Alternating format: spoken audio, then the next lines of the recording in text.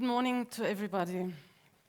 Over the last 2 weeks, Jews all over the world have celebrated the Yamim Noraim, the high holidays, beginning with Rosh Hashanah, the Jewish New Year, and culminating in Yom Kippur, the Day of Atonement. It is a time devoted to remembrance and reflection of the past in order to bring about reconciliation between people and between individuals and God. In Austria, remembrance and reflection on the country's National Socialist past was taboo for decades. In Austria, there was no Day of Atonement after 1945. Vienna is the grand imperial capital of a bygone empire, and it was once the home of approximately 200,000 Jews. Pre-war Vienna was a rich and flourishing Jewish life, a world that no longer exists. By the time I was born there and grew up there were fewer than 10,000 Jews.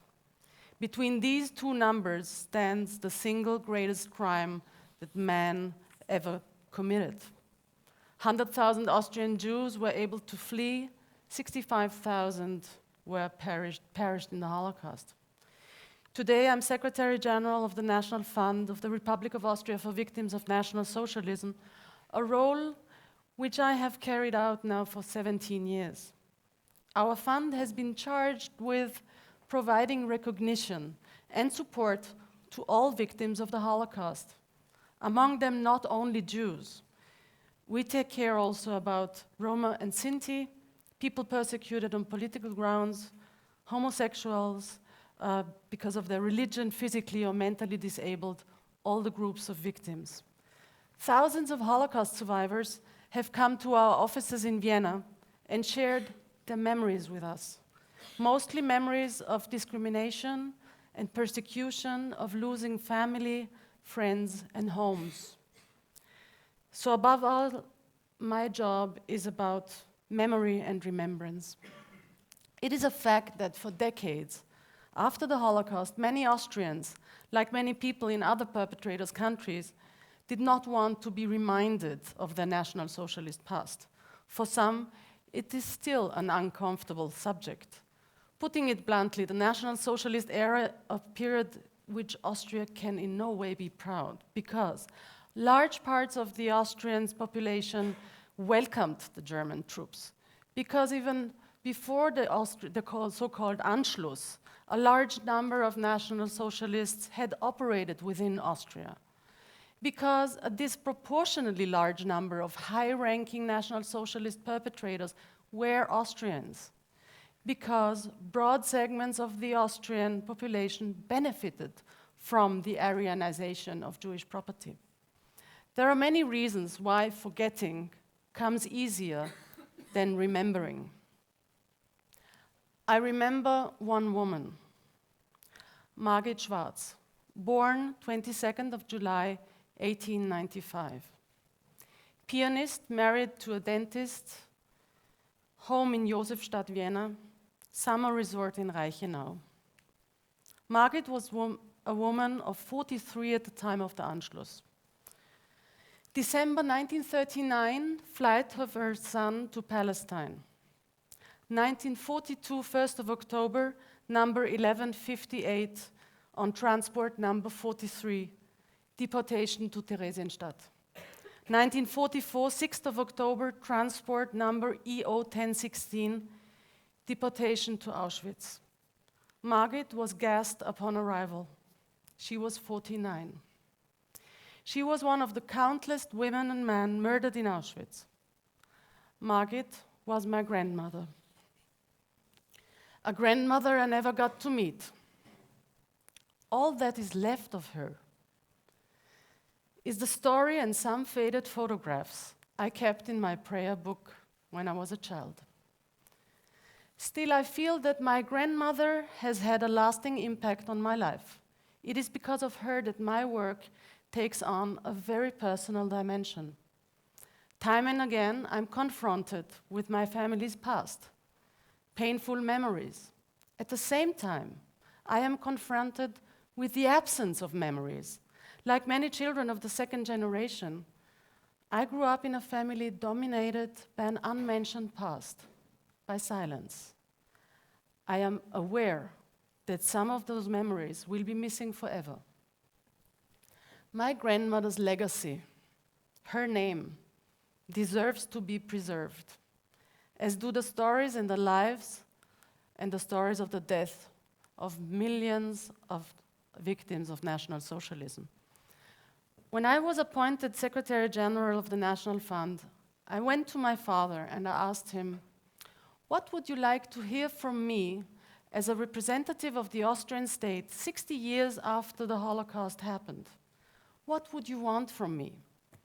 And he didn't want to answer to me. And I was persistent. I really wanted to do this job. Even today, I would call it a vocation. My father only answered by asking two questions. Can you give me back my childhood? Can you bring back my mother from Auschwitz? Well, obviously, I couldn't.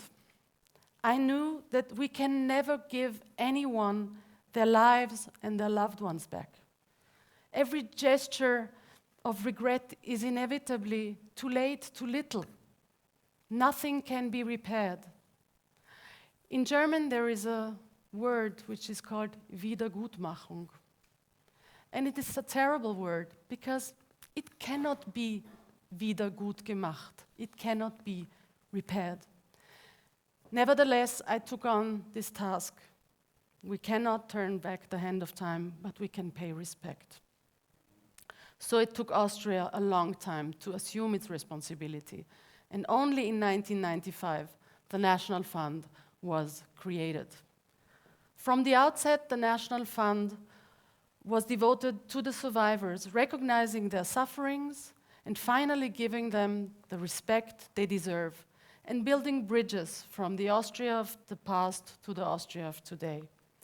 Austria's moral responsibility towards every single victim of National Socialism was expressed through a symbolic gesture payment of, at that time, 70,000 shillings, which was $7,000 approximately.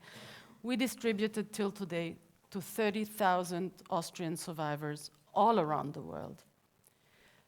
But with every of these payments, we never forget that behind each single payment lies the fate of an individual man or woman or child who has suffered, who had to leave the homeland, who escaped the hell of the concentration camp or survived it, and who lost, most of the time, all their loved ones to this hell. These payments are made in the knowledge that money can never redress anything of what happened at that time. In the year 2001, Austria signed the Washington Agreement, under which more money was freed through the government. $210 million were used to pay real restitution and compensation for property losses. And another $150 million were distributed for the loss of leased apartment. Does this mean that now that we are coming to an end of those payments, that it's time to draw a line under the past? The Schlussstrich-Debatte, which is the drawing the final line, is still very actual in Austria. And to my mind, drawing a line under the past would be a big, big mistake. In drawing a line, we would deny further generations the chance to learn the lessons of the past for themselves. There is a lot more to be done, not only for the victims and the descendants, but also for the society as a whole. Today, victims of Austrian origin live in more than 75 countries all over the world, most of them in the USA, in Israel, and in Great Britain.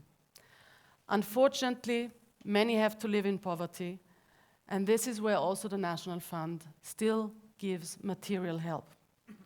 But another central function of the National Fund is the conveyance of historical awareness. So we are funding projects which promote academic research, but mainly, again here, memory of the victims, because no victim's fate or life story should ever be forgotten.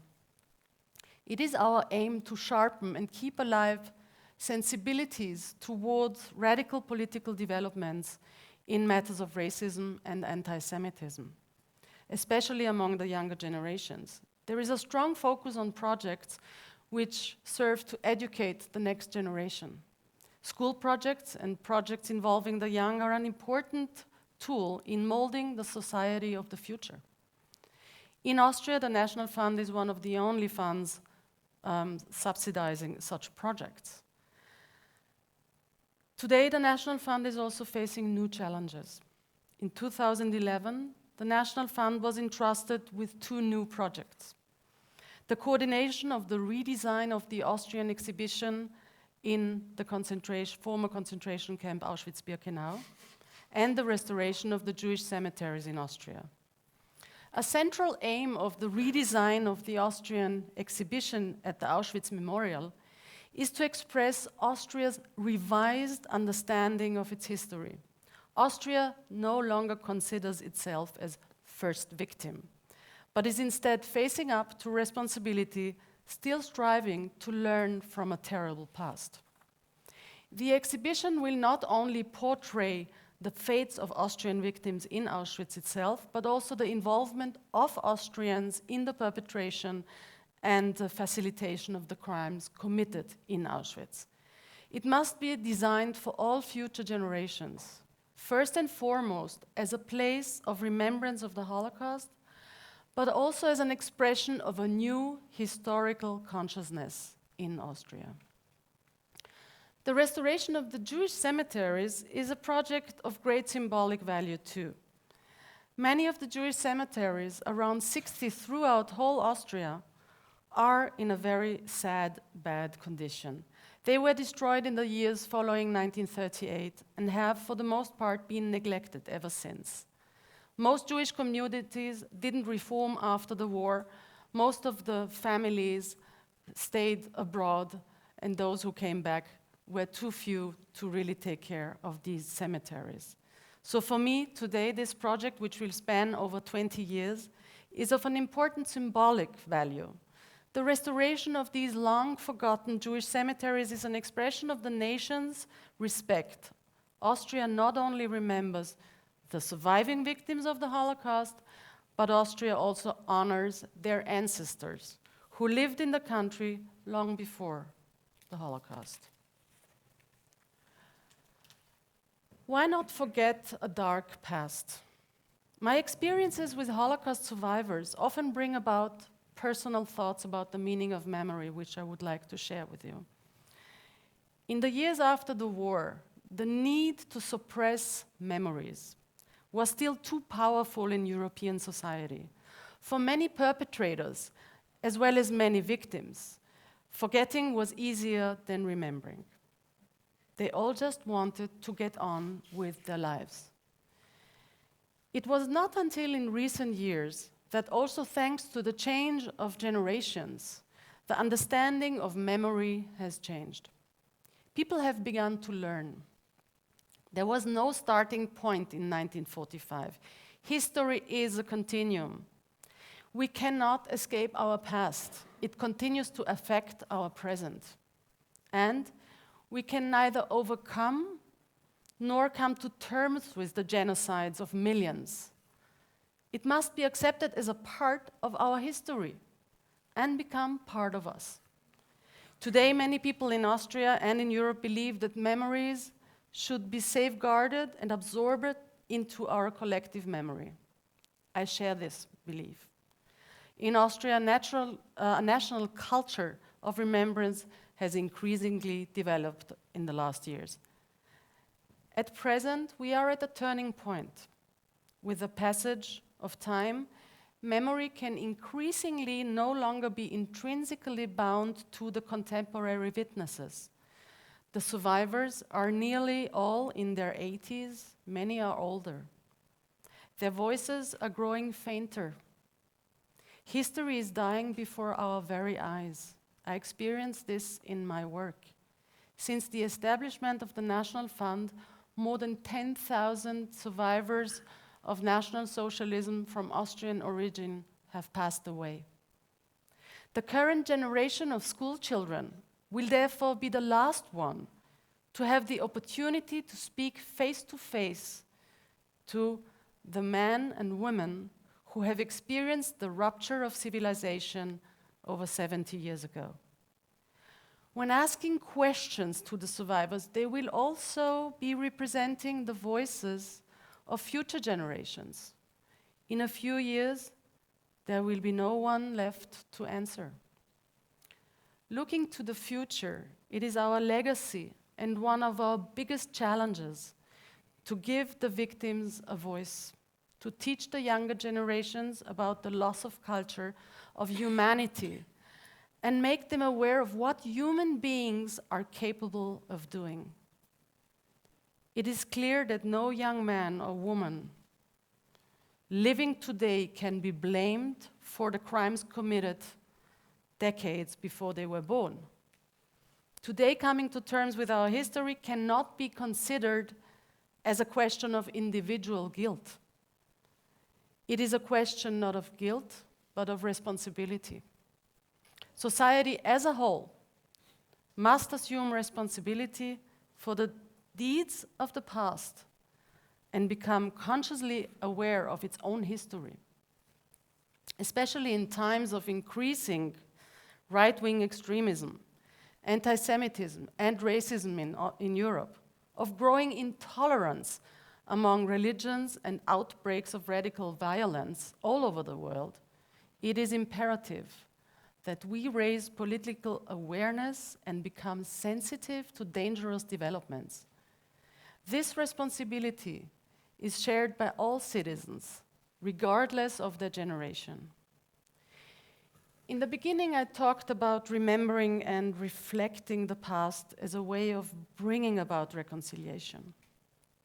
Every time survivors describe to me how their lives were devastated and their families murdered, I ask myself with bewilderment, how much pain can one person bear? How can someone who went through hell keep on living a life often without bitterness and hatred, even a life at peace? I still don't have an answer to this question. But when I meet these remarkable people, their inner strength and spirit of reconciliation never fail to astonish and deeply move me. I feel humbled to have the honor of meeting them. It is our legacy to share their stories so the world may listen and learn from them. Thank you for sharing this moment of reflection with me.